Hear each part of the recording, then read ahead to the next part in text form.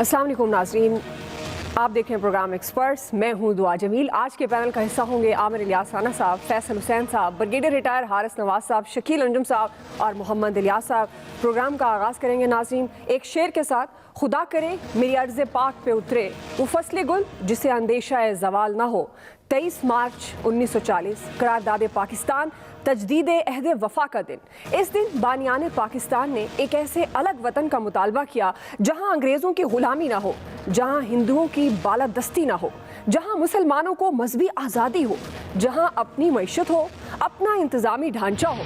इस अजीम तामीर की तकमील के लिए मुदब्बिर सियासतदान बाबा कौम कायद आज़म मोहम्मद अली जिन्नाह की क़यादत पे जदोजहद शुरू हुई और सिर्फ 7 साल में ही पाकिस्तान हकीकत के रूप में दुनिया के नक्शे पर सामने आ गया। और आज इस मुमलिकत खुदादात में ना सिर्फ मुसलमान आज़ादाना ज़िंदगी गुजार रहे हैं, बल्कि यहाँ बसने वाली तमाम अक़लियतें भी मुकम्मल तौर पर आज़ाद हैं। आज पाकिस्तान समेत दुनिया भर में मुकीम पाकिस्तानी यौम पाकिस्तान को भरपूर मिली जोश जज्बे से मना रहे हैं। मुल्की सलामती और खुशहाली के लिए दुआएं की जा रही हैं। सदर और वज़ीर आज़म समेत सियासी शख्सियात की जानिब से पैगामात भी जारी किए गए। इस दिन की मुनासबत से तजदीद अहद वफा का अज़्म किया गया है। हर साल की तरह मुत्तहिद होने की तलकीन की गई है, लेकिन अमली तौर पर हुक्मरान मुल्क की तरक्की और फलाही रियासत के क़याम के लिए मुत्तहिद होने को तैयार नहीं है। मुल्क में इस वक्त सियासी महाजराई उरूज पर है। अपने अपने मफादात की जंग जारी है। अदम बर्दाश्त का रुझान बढ़ता जा रहा है। सियासतदान कौमी इदारों से अपनी मर्जी के फैसले लेने के लिए ख्वाह है। कानून की हुक्मरानी है, न मेरिट पर अमलदारी देखने में आ रही है। तो सवाल ये उठता है, क्या यही कायद का पाकिस्तान था? और आज के दिन की मुनासबत से ही हमारा पहला और बड़ा सवाल होगा। ब्रिगेडियर साहब, मैं आपसे आगाज़ कर रही हूँ। सवाल ये है कि आज के हुक्मरानों के लिए एक मंजिल, एक कौम का ख्वाब कितना बड़ा चैलेंज है? देखें, ये ना कि एक चैलेंज है, बल्कि बहुत अफसोस का मुकाम है कि जिस तरीके से बाबा कौम हज़रत कायद आज़म मोहम्मद अली जिन्नाह ने अपने रफ़ाकार के साथ, और ख़ास तौर पर याद रखें उसमें ख़वातीन उनके साथ बहुत शामिल थी, तो वो हमेशा एम्पावर और वुमन को बहुत बिलीव करते थे।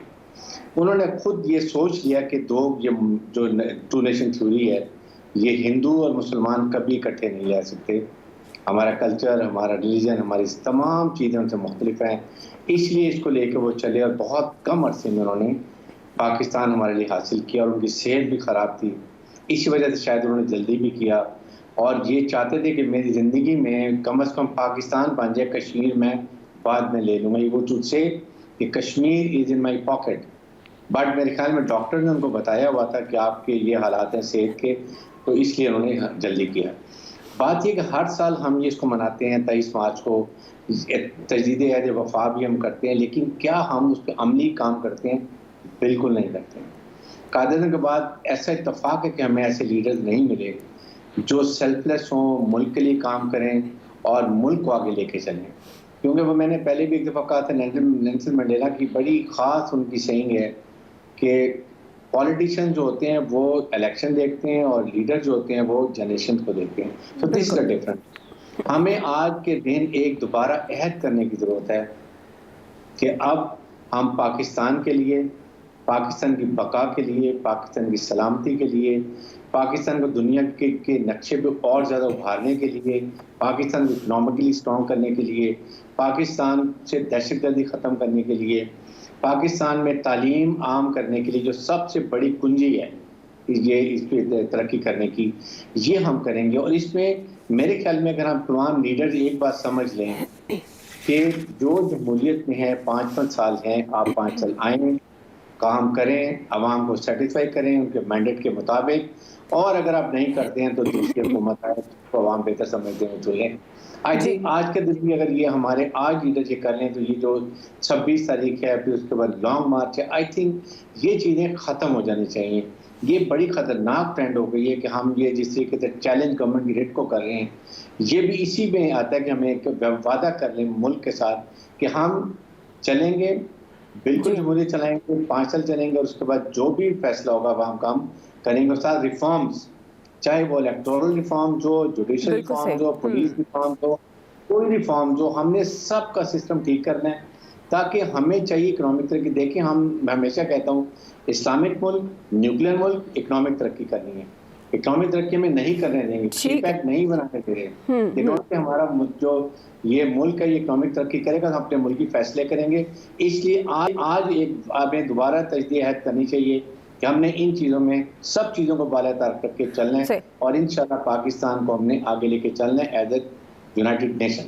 بالکل بڑا آئیڈیل ہو جائے اگر آج کے دن اس طرح کا عہد کر لیں ہمارے حکمران سیاستدان. عامر صاحب، آپ کو لگتا ہے کہ آج کے دن سے سبق سیکھیں گے ہمارے حکمران، سبق حاصل کریں گے کہ آج کے دن کتنی قربانیوں کے بعد ہمیں پاکستان حاصل ہوا؟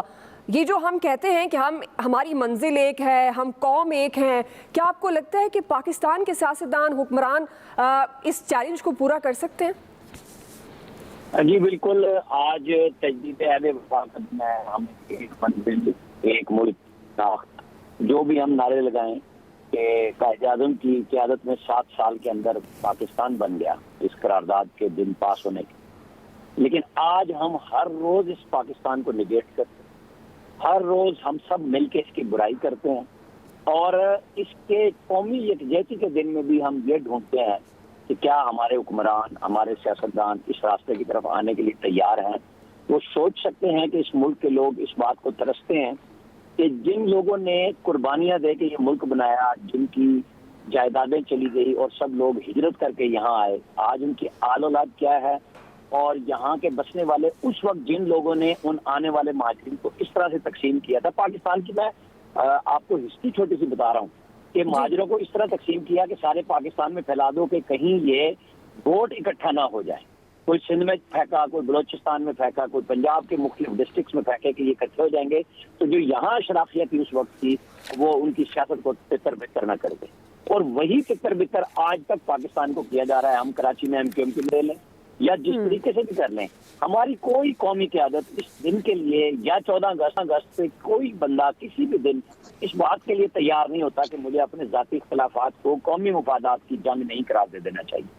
یہاں کوئی بھی پارٹی اس سے مستثنا نہیں ہے. سب سے بڑی ذمہ داری ظاہر ہے وزیر اعظم ہے، عمران خان، ان کے اوپر آتی ہے، پھر پی ایم ایل این ہے، پھر پاکستان پیپلز پارٹی ہے، پھر اس کے اندر آپ جتنی جماعتیں جے یو آئی لے لیں، اے این پی لے لیں، ایم کیو ایم لے لیں، تو اب پی اے پی بنی ہے بلوچستان کے اندر. یہ سب گروہی مفادات ہیں، ذاتی مفادات ہیں، لیڈرشپ کے مفادات ہیں، ان کے اوپر چلتے ہیں. کچھ لوگوں نے بات کی جیسے چیف جسٹس سے آصف سعید کوسا جاتے جاتے نیشنل ڈائلاگ کی بات کر گئے، پھر کچھ مختلف حلقوں کی طرف سے بھی بات آئی کہ نیشنل ڈائلاگ. ابھی آرمی چیف نے بھی بات کی کہ ہمیں ضرورت ہے اپنا گھر درست کرنے کی. تو میرا خیال یہ ہے کہ اس وقت انیشیٹو آرمی چیف کو، پاکستان بار کونسل کو، سپریم کورٹ کی جو اعلیٰ ترین قیادت ہے چیف جسٹس آف پاکستان، ان 3-4 لوگوں کو خود بیٹھنا چاہیے اور پھر جو اختلافات، اب آپ اس کو کرپشن کا نام لے کے کہہ دیں یا کچھ بھی کہہ دیں، ان سب کو سائڈ پہ کر کے اصل میں پاکستان کی اقتصادی ترقی، پاکستان کے سیاسی ماحول میں بہتری سے آئے گی. جب تک یہاں پہ سیاسی استحکام نہیں آئے گا، دنیا ہماری بات سننے کے لیے تیار نہیں ہوتی. یہاں ایک گورنمنٹ کوئی فیصلے کرتی ہے اور جن ملکوں کے ساتھ آپ معاہدے کر رہے ہوتے ہیں وہ ایسی سب شرائط رکھواتے ہیں کہ وہ پہلے سوچتے ہیں کہ یہ دیکھیں کہ جی آپ جو ہم سے معاہدہ کریں گے کیا آنے والے اس کو جانیں گے. آج چائنا کی طرف سے مختلف تجاویز آتی ہیں اور بحث ہو رہی ہوتی ہے کہ جی ہم آپ کو سپورٹ کرتے ہیں لیکن آپ کی اسٹیبلٹی رہے گی، کیونکہ کبھی آپ امریکہ کی طرف بھاگتے ہیں، کبھی آپ ہماری طرف آتے ہیں. اصل بات یہ ہے کہ کیا کوئی ہمارا اپنا بھی کوئی قومی ایجنڈا ہوگا جس کی بنیاد پہ ہم طے کریں گے کہ ہماری خارجہ پالیسی میں، جہاں ٹھیک ہے ہم کمزور ملک ہیں اقتصادی طور پہ، لیکن اگر ہم خود اپنا ایٹم بم بنا کے پاکستان کی بیسٹ فوج رکھ سکتے ہیں، سب کچھ کر سکتے ہیں، تو ہمیں اپنے اندر بھی یکجہتی کے لیے کچھ نہ کچھ اقدامات اب بہت ضروری ہے کہ کر لیے جائیں. محض تقاریر سے کام نہیں چلے. صحیح ہے جی، بالکل آپ صحیح کہہ رہے ہیں، اقدامات کرنے بہت ضروری ہیں. جی فیصل حسین صاحب. آج تو ماشاء اللہ سے ہمارے عامر بھائی بڑی اچھی باتیں کر رہے ہیں. یہ چیک کر لیں تصویر کے پیچھے عامر بھائی ہیں، کوئی اور نہ ہو. بڑی اچھی گفتگو کر رہے ہیں. نہیں، آواز انہیں کی ہے. تصویر لائیو آواز سے تو آواز سے تو وہی لگ رہے ہیں، لیکن اس لیے حیرت ہوئی نا، لائیو نہیں ہے تصویر کے پیچھے. میں نے کہا کوئی اور نہ ہو. گفتگو ماشاء اللہ بڑی اچھی پازیٹیو مثبت گفتگو کی انہوں نے. دیکھیں، ہم جب قائد اعظم کے بارے میں بات کرتے ہیں کہ قائد اعظم کی شخصیت جو ہے وہ بہت ہی پرکشش شخصیت تھی، تو بیسکلی جو قائد اعظم کی شخصیت کی جو خاصیت تھی اس میں 2 چیزیں بڑی نمایاں تھی. ایک اصول اور ایک نظریات. یہ جو ایسے پہلو تھے قائد اعظم کی شخصیت کو جنہوں نے ان کو اس وقت کا جو ہے اتنا بڑا لیڈر بنایا کہ شاید اس عہد میں جو ہے اگر ٹاپ 5 لیڈروں میں بھی ان کا شمار کیا جائے تو غلط نہ ہوگا. اس عہد کے بڑے لیڈروں میں صرف اس پاکستان کے نہیں بلکہ دنیا کے اس عہد کے وہ بڑے لیڈروں میں شمار ہوتے تھے. اس کے بعد ہوا کیا, جو ہمارے پاس لیڈرشپ آئی ان کے پاس یہی دو چیزیں جو ہیں وہ ہمیں نظر نہیں آئی. نہ ان میں کوئی اصول نظر آیا, نہ ان میں کوئی نظریہ نظر آیا.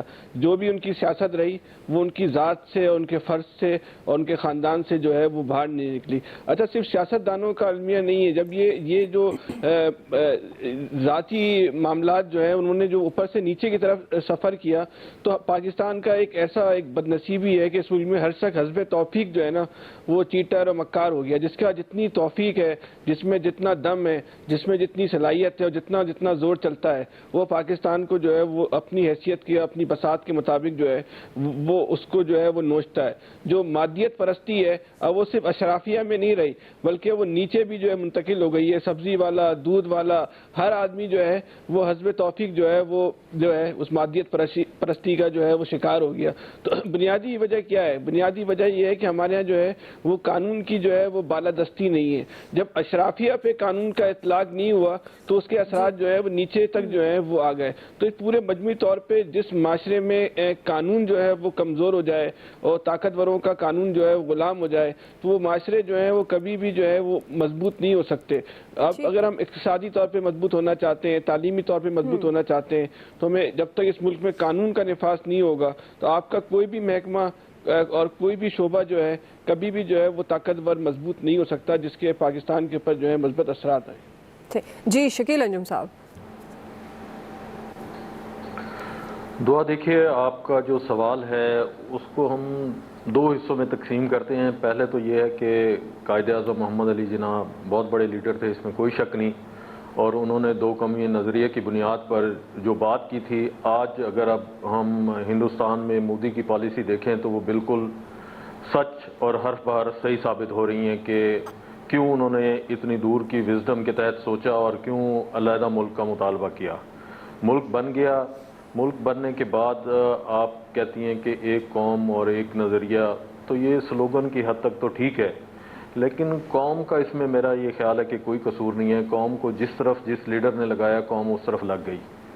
قوم کو پہلے بتایا گیا کہ روٹی اور کپڑا اور مکان کا نعرہ لگایا تو قوم ان لیڈر کے پیچھے لگ گئی. پھر ضیاء الحق آئے, انہوں نے اسلام کا نام لگایا اور اسلام کے نام پر انہوں نے جو ہے پورے ملک کا جو ڈائمنشن تھی, ہماری معاشرتی اقدار تھی, سب کا سب چینج کر دیا اور ایسے ایسے کلچر متعارف کرائے اس ملک میں جس کا خمیازہ ہم اب تک بھگت رہے ہیں. اس کے بعد نواز شریف صاحب آئے, انہوں نے ایک اور نعرہ دے دیا, قرض اتارو ملک سنوارو. قوم نے کہا ٹھیک ہے جی ہم آپ کے پیچھے ہیں, قوم اس کے پیچھے لگ گئی. پھر اسی طرح آپ دیکھ لیں کہ اب جو ہے خان صاحب آئے, انہوں نے کہا کہ 22 سال جدوجہد کی ہے میں نے, اور اس کے بعد انہوں نے کہا کرپشن کا ملک سے خاتمہ ہوگا اور مدینہ کی ریاست بناؤں گا. تو حالات آپ کے سامنے ہیں کہ کتنی کرپشن کا خاتمہ ہوا ہے. کرپشن میں روز بروز اضافہ ہو رہا ہے, اور مدینہ کی ریاست کا حال یہ ہے کہ ایک وبا پھیلی ہے اور اس وبا پر کنٹرول حکومت کے بس کا کام نہیں رہا ہے, اور وزیر اعظم صاحب خود اس کا شکار ہو گئے ہیں. اور ہونا یہ چاہیے تھا کہ پورا 1.25 سال ہو گیا ہے. پچھلے سال مارچ میں جو ہے لاک ڈاؤن کیا تھا حکومت نے, ابھی تک کوئی منصوبہ سازی نہیں کر سکی حکومت. اور رہا سوال ویکسین کا جو کہ اس کا واحد علاج ہے, تو آپ دیکھ لیں کہ 15 لاکھ ویکسین آپ کے ملک میں ابھی تک آئی ہے اور اس کو ابھی تک لگانے کے انتظامات نہیں کر سکی ہے ہماری حکومت. بنانا تو بہت دور کی بات ہے. اور پھر ہم بات کرتے ہیں کہ ہم جو ہے ایک قوم اور ایک نظریہ ہیں. قوم کا کوئی قصور نہیں ہے, قصور جو ہے ہماری لیڈرشپ کا ہے. لیڈرشپ نے ہمیشہ قوم کو جو ہے مس یوز کیا ہے, غلط استعمال کیا ہے, اور غلط استعمال کرنے کے نتیجے میں آپ دیکھیں کہ اس سے محنتی بہادر قوم, میرا یہ خیال ہے کہ نہ تو اس سے خوبصورت ملک پاکستان جو ہے دنیا کے کہیں کسی ملک کسی نقشے پر موجود ہے, اور نہ ہی ایسی بہادر قوم جو ہے محنتی قوم جو ہے دنیا میں کہیں آپ کو ملے گی. آپ دیکھیں کہ اس قوم نے دہائیوں تک دہشت گردی کی وارداتیں جو ہے روزانہ کی بنیاد پر ہر شہر میں ہوتی تھی, خودکش دھماکے جس میں سینکڑوں لوگ جو ہے وہ شہادت نصیب کرتے تھے, لیکن اس کے باوجود جو ہے زندگی رواں دواں ہوتی تھی وہاں پر ہر 10-15 منٹ کے بعد. ایک 9/11 ہوا ہے امریکہ میں، ابھی تک امریکی قوم جو ہے اس کے خوف سے نہیں نکل سکی ہے۔ آپ اس قوم کا جذبہ دیکھیں اور اس قوم کی محنت دیکھیں، اور اس قوم کے حوالے سے اگر دیکھا جائے تو میرا یہ خیال ہے کہ اس سے بہترین قوم دنیا میں کہیں نہیں ہے۔ رہا سوال کہ لیڈرشپ کا، تو بدقسمتی سے پاکستانی قوم کو کوئی لیڈرشپ جو ہے ایسی میسر نہیں آئی جو اس قوم کو یکجا کرے، ایک جان کرے، مضبوط کرے اور اس ملک کو آگے لے کر چلے۔ جی الیاس صاحب۔ جی بالکل، آج جیسے سب کہہ رہے ہیں کہ یوم پاکستان بڑے جوش و خروش سے آج ملک میں منایا جا رہا ہے، تجدید وفائے عہد کا دن ہے، اور آج جس طرح آپ دیکھیں مینار پاکستان قائم ہوا ادھر، وہاں قائد اعظم نے جلسہ کیا اور جا کے متحد کیا اور ایک تحریک چلائی اور پاکستان بنا 7 سال میں۔ آج اسی جگہ پر ہم تمام جتنی سیاسی جماعتیں ہیں وہ جا کے ادھر جا کے جلسہ کرتے ہیں اور انتشار پھیلانے والی باتیں کرتے ہیں، آپس میں اپنے حق کے لیے اقتدار حاصل کرنے کے لیے بات کرتے ہیں۔ ہمیں جا کے متحد کرنا چاہیے اپنی قوم کو۔ آج دیکھیں تمام لوگ اپنے اپنے بچاؤ کے لیے اپنے کارکنوں کو نظریات جو بنائے ہوئے انہوں نے، وہ دو جو قومی نظریے تھے ان کا نظریہ تھا کہ ہم پاکستان کو متحد ہو کے، آج جس طرح سب لوگ باتیں کر رہے تھے کہ پاکستان کو متحد ہو کے ہم کو آگے بڑھنا ہے، اور بالکل ہمیں یہ نہیں کرنا، ہمیں اپنے متحد ہو کے اپنے اقتصادی طور پر ترقی کرنی ہے، اپنے ملک کا نام روشن کرنا ہے دنیا بھر میں، اور جو پاکستانی ہیں وہ دنیا بھر میں اپنا لوہا منوا چکے ہیں، اور بالکل اس کو جاری رکھنا چاہیے، بالکل آگے بڑھنا چاہیے۔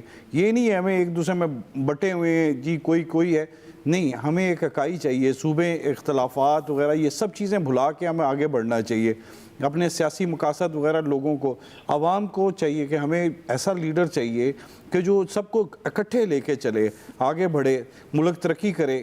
یہ نہیں، آپ دیکھیں ہر جگہ گلی محلوں میں آپ دیکھیں لڑائیاں ہو رہی ہیں، یہ سارے چکر یہ ہیں۔ ہمیں ان چیزوں کو آج کے دن یہ بلانا چاہیے کہ ہمیں لڑنا نہیں ہے، آگے بڑھنا ہے، ہمیں پاکستان کی بقا کے لیے اور پاکستان کی سلامتی کے لیے اپنا کردار ادا کرنا ہے۔ ہمیں یہ نہیں چاہیے کہ پاکستان نے ہمیں کیا دیا ہے، ہم نے کیا پاکستان کو دیا، پاکستان نے تو ہمیں بہت کچھ دیا ہے، جو آج ہم خود مختاری سے اور بڑی عزت سے باہر گھومتے پھرتے ہیں، یہ صرف اس پاکستان کی وجہ سے اور ان قربانیوں کی وجہ سے جو ہم نے، جو بڑوں نے ہمارے دیے ہیں۔ ہمارے آباء و اجداد کو پتہ ہے کہ وہ جس طرح وہ ذکر کرتے ہیں، بتاتے ہیں باتیں، اگر یہ ہمیں اپنی نسلوں کو بتانا چاہیے کہ ہم نے پاکستان کس طرح حاصل کیا ہے، کتنی قربانیاں دی ہیں لاکھوں کی، اور جو جس طرح ہجرت کر کے آئے، جس طرح ان کو مارا گیا، جس طرح قتل کیا گیا، جس طرح شہید کیا گیا، یہ چیزیں ہمیں بھولنی نہیں چاہیے۔ ہمیں اپنے ان چیزوں کو ساتھ لے کے آگے بڑھنا چاہیے، بالکل ترقی کی طرف چلنا چاہیے۔ بالکل آپ کو پوائنٹ آ گیا۔ جی صاحب آپ کچھ کامنٹ کرنا چاہ رہے تھے؟ نہیں، میں تو ایسی شکیل بھائی کو مشورہ دے رہا تھا، وہ لیڈروں سے پریشان تھے نا کہ یہ بن جائیں۔ چلیں جی، بہرحال 20 مارچ کا دن یقیناً ہم پیغامات بھی دیتے ہیں اور بہت اچھے طریقے سے منانے کی کوشش بھی کرتے ہیں، لیکن اس دن کی جو اصل روح ہے اس کو سمجھتے ہوئے عملی کام بھی کرنے بہت ضروری ہیں۔ ایک منزل ایک قوم کا خواب کتنا بڑا چیلنج ہے حکمرانوں کے لیے، رائے آپ جان چکے ہیں ایکسپرٹس کی۔ بریک لیتے ہیں، بریک سے واپس آئیں گے، ہم سوال رکھیں گے پی ڈی ایم میں سلیکٹڈ کے تانے، کیا اپوزیشن اتحاد انجام کو پہنچ گیا؟ رائے لیتے ہیں بریک کے بعد۔ اگر میں نے مسلم لیگ کا وائس پریزیڈنٹ پہ کامنٹ کرنا ہوتا تو میں اپنا وائس پریزیڈنٹ کو کہتا کہ وہ کامنٹ کرے۔ لانگ مارچ کا کافی تیاری تھا، یہاں تک کہ ہمارے کمرے اور ہوٹل رومز اسلام آباد پنڈی میں بک ہو گئے تھے۔ یہ کس کا آئیڈیا تھا کہ ہمارا لانگ مارچ کے 10 دن پہلے ہم استعفیٰ کو لانگ مارچ سے نفی کریں؟ اگر ہم نے استعفیٰ کو لانگ مارچ سے نفی کرنا تھا تو پھر اس وقت نفی کر دیتے جب ہم اعلان کر رہے تھے۔ کچھ ہمارے دوستوں کا خیال یہ تھا کہ ہمیں اس بائی الیکشن سے بھی بائیکاٹ کرنا چاہیے تھا، سینٹ سے بھی اور نیشنل اسمبلی سے بھی بائیکاٹ کرنا چاہیے تھا۔ جو نقصان ہم نے اس حکومت کو پہنچایا ہے وہ اسی الیکشنز لڑنے میں سے اور ان کا مقابلہ کرنے میں سے پہنچایا ہے۔ آپ حکومت کو جتنا نقصان پہنچاتے ہو اتنا آپ شاید جلسے جلوس کے تھرو نہیں پہنچا سکتے ہو۔ اگر کوئی اپنا موقف پہ نظر ثانی کرتے تو وہ لوگ اپنے موقف پہ نظر ثانی کرتے جن کا موقف غلط ثابت ہوا۔ اگر کسی کا الزام مجھ پہ یہ لگانے کی کوشش کر رہے ہیں کہ ہم ناظرین، سیاست کی بات کریں تو صورتحال یکسر تبدیل نظر آ رہی ہے۔ گورنمنٹ کو سلیکٹڈ کے تانے دیتے دیتے پی ڈی ایم کی دو بڑی جماعتیں ایک دوسرے کو سلیکٹڈ کا تانا دینے لگی ہیں۔ استعفوں کے معاملے پر پیپلز پارٹی سے اختلافات کے بعد مریم نواز کا ذو معنی انداز میں ٹویٹ آیا جس میں انہوں نے کہا کہ اب सिलेक्टेड को फिक्रमंद होना चाहिए क्योंकि उसका मुतबादिल तैयार किया जा रहा है। और उसके बाद मरियम नवाज़ का एक और भी बयान आया और कहा कि नवाज शरीफ के बारे में अगर कोई बात करेगा तो उसकी ज़ुबान खींच लेंगे। सियासी मुबस्सिरीन मरियम नवाज़ के इस बयान को नवाज शरीफ की वापसी से मुतल्लिक आसिफ जरदारी के बयान से जोड़ रहे हैं। लीगी रहनुमा के बयान के बाद बिलावल भुट्टो जरदारी मैदान में आया। उन्होंने भी नाम लिए बगैर ताना दिया कि मेरी रगों में सिलेक्ट होने वाला खून नहीं है, सिलेक्ट होना लाहौर के सियासी खानदान का माजी है। इसी मुतालिक ये हमारा सवाल है। आमिर साहब, मैं आपसे आगाज़ कर रही हूँ, पीडीएम में सिलेक्टेड के ताने, ये अपोजिशन इत्तेहाद आपके ख्याल में अंजाम को पहुँच गया? देखें, अपोजिशन के इत्तेहाद माजी में बेशुमार दफ़ा इसी तरह बने और चलते रहे और फिर वो टूटे भी और फिर दोबारा बनते रहे। तो अब ये जो आसिफ अली जरदारी साहब की सियासत है, जिसे फैसल साहब सब पे भारी करार दे देते हैं, अयाज खान साहब भी भारी करार देते हैं, वो उनके केसेस उनके ऊपर सबसे ज्यादा भारी, उन सब के ऊपर जो है ना सबसे ज्यादा भारी हुए अपने केसेस। और अभी सुप्रीम कोर्ट में फिर उनका केस लगना है कि वो सिंध में अपने केसेस वापस ले जाने के लिए बड़ी शद्दोमद के साथ लगे हुए हैं और उनकी बेताबियां और उनके वकला की बेचैनी सबके सामने है। और यही वो वजह थी जो बिलावल भुट्टो उस दिन बोले नहीं, बल्कि उनके फादर बोले जब पीडीएम की मीटिंग थी कि जी हमें अगर राहें मजबूर न करें इस्तीफे कह के कि हम आपके तहत से राहें जुदा कर लें। उसके बावजूद वहाँ पे उस दिन वो तलखीमी हुई।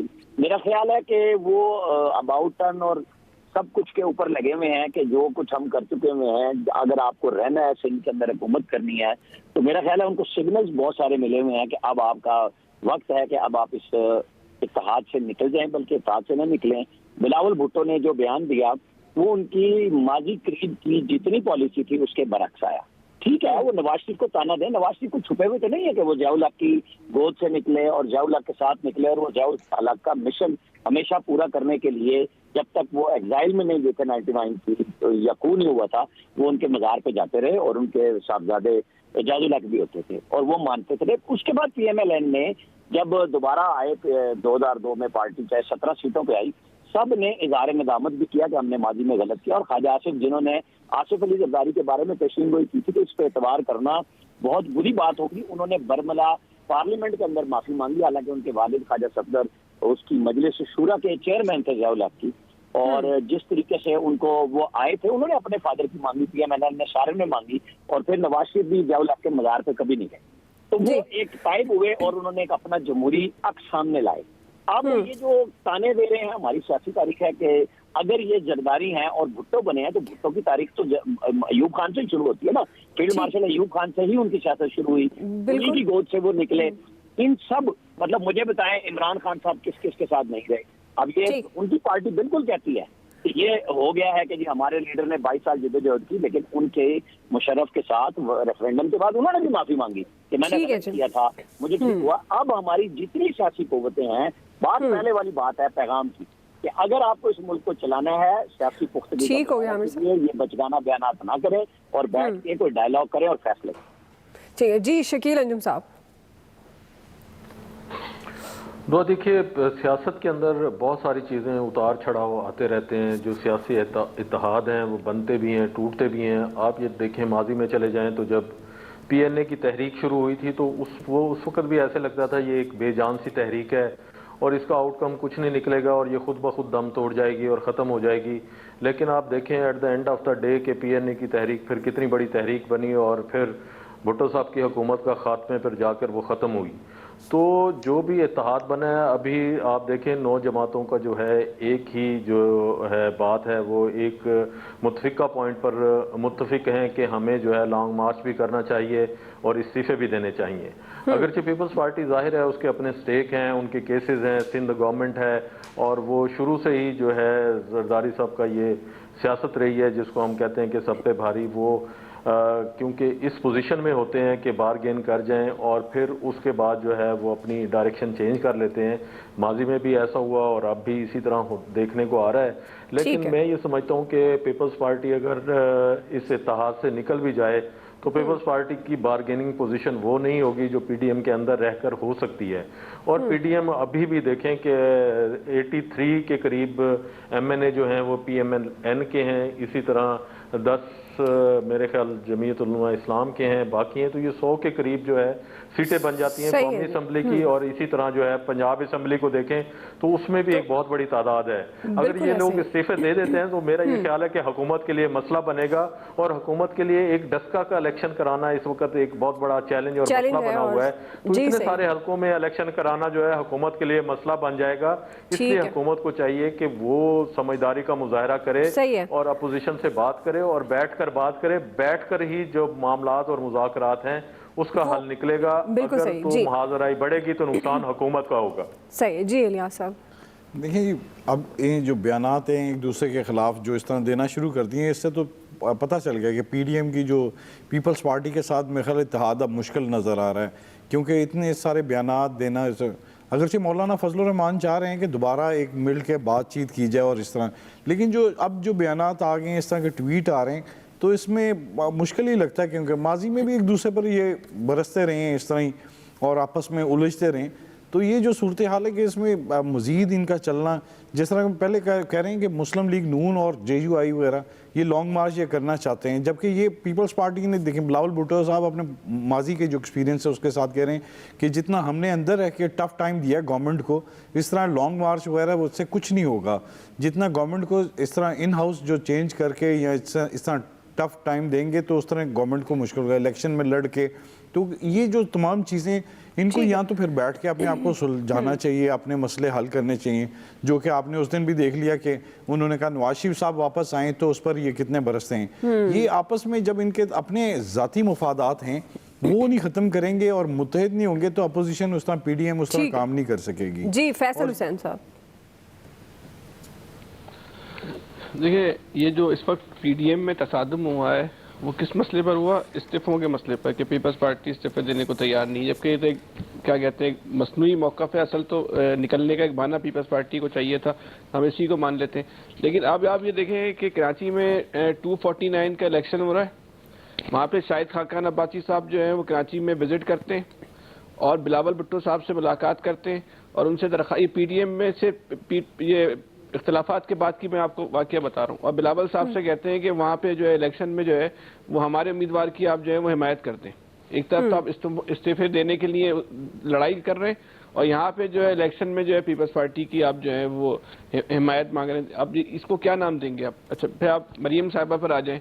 मरियम साहिबा कह रही हैं कि सिलेक्टेड को इस बात का अंदाज़ा हो जाना चाहिए कि उनका मुतबादिल तैयार हो गया है, यानी अब तैयार हो गया। मरियम साहिबा मैं ये जो बात मैं समझने से कासिर हूँ कि मुस्लिम लीग और फजलुर रहमान साहब ये वो लोग हैं जो पाकिस्तान की सियासत को बहुत अच्छी तरह समझते हैं। ये बात इनको अब मालूम चल रही है कि मुतबादिल तैयार हो गया। इनको इलेक्शन के रिजल्ट ने नहीं बताया था कि अंदरूनी सिंध के इलेक्शन की मैनेजमेंट किसने की थी।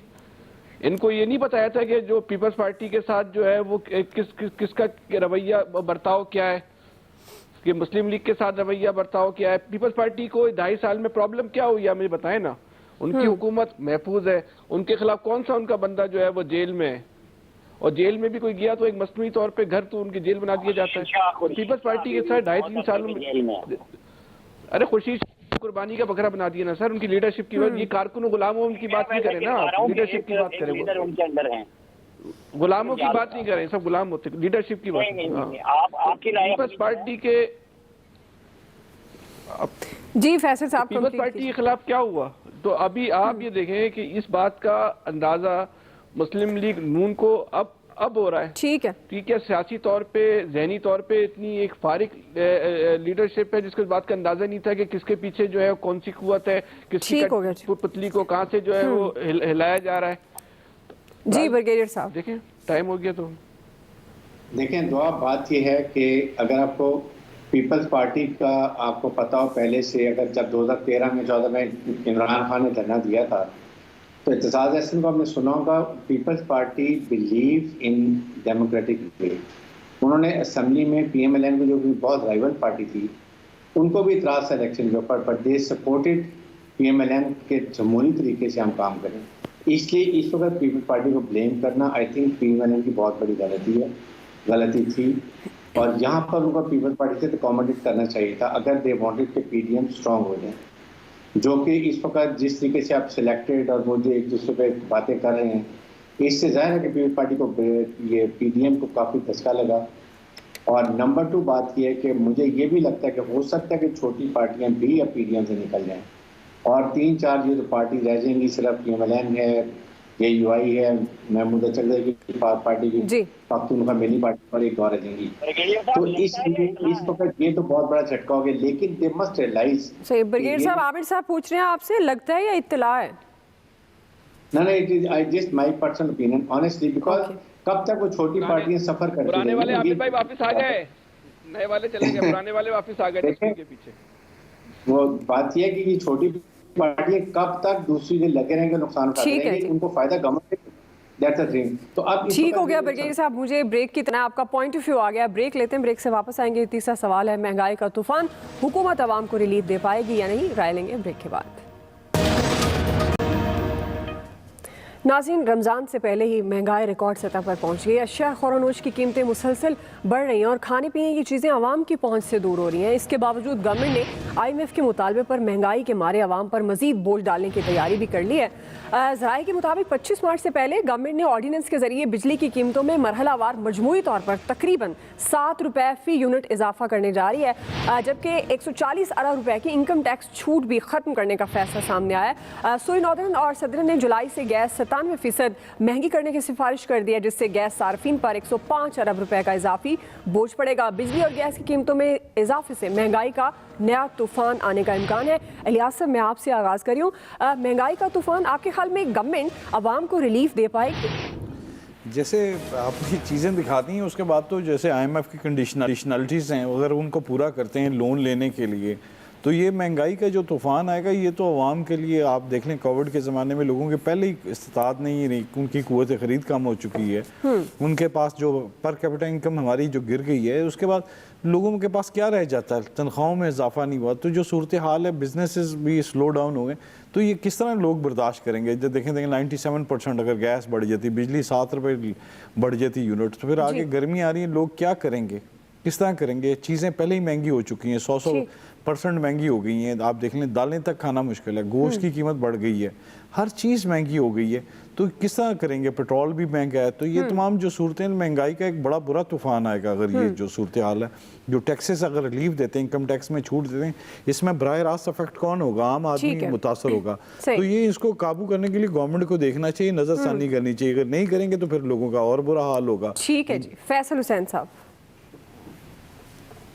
ایک تو بے روزگاری بڑھتی چلی جا رہی ہے اور نئے روزگار کے جو ہے مواقع نہیں پیدا ہو رہے. اس ملک میں نیا کاروبار جو ہے وہ آگے نہیں بڑھ پا رہا.